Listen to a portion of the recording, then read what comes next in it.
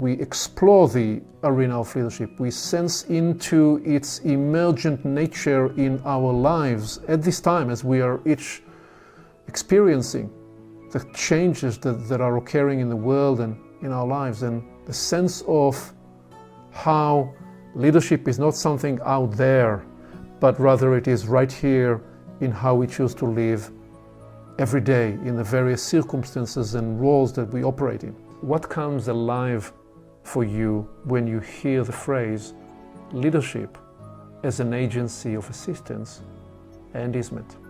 I thought of a child first and how it takes the first step.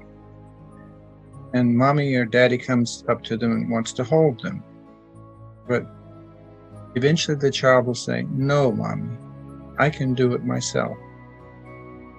And that moment, the child becomes its own leader. And the mother leads by holding back and allowing that to happen. But I'd like you to think today, whoever's watching this, is that what would leadership be for you walking through a park? For me, it would be thinking, what is it that you see that needs to be done that you decide not to leave it for others? In business, I noticed over time that I learned by what I did wrong. I learned by what it cost me to do things wrong.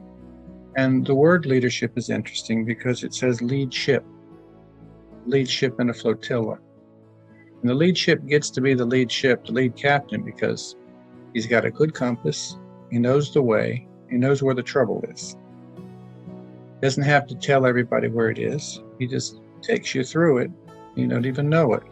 What I observed was that teams that were truly able to unlock the power of collective wisdom, they became more interested in learning and developing and improving each and every one and as a collective than playing to their egos. And so they learn to play to each other's strength, and they learn to put success, the collective win, over and above the individual win.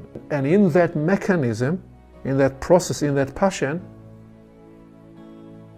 learning becomes, if you like, the spiritual impulse. I think that begins with an inner leadership that says, I'm okay as I am. It's a place to start. And other people are okay where they are. I think one of the first phases of my leadership in work came when I could say to myself, I don't understand this. I'm supposed to do this job. I'm supposed to do it this way, and I don't understand it. And from there, then being able to express in meetings, I don't understand that. Could you please go over that again? It's not a favorite thing to say in one of those meetings, but it catches on. And then when it catches on, then everybody learns a lot more. Then everybody feels free to say that. Now everybody is learning something they didn't know before. We're finding out where our gaps are before we begin, not after we've already made the mistakes. An aspect of leadership which is to do with pioneering into new opportunities. The key for me there has been and still is the decision making. That if I say I want to do this and it has certain advantages and disadvantages and difficulties and opportunity, I need to decide if I want to do this, if I want to do this, and why. And then this is a building block, a center of gravity to come back to, especially when it's not so pleasant or it's not so comfortable or the outcome is not as expected. And then you need to keep trying. And I say it because this is one of the key features of human potential, to make a decision and stick to it.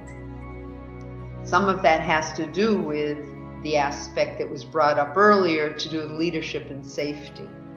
So an example in life is someone who is an emergency medical technician. When they come upon an accident, they don't rush in, they observe. They watch, they make sure all levels of it into where the accident is safe to proceed. And it's that sort of internal watchfulness and listening that I find helpful in self-leadership and in leadership in general.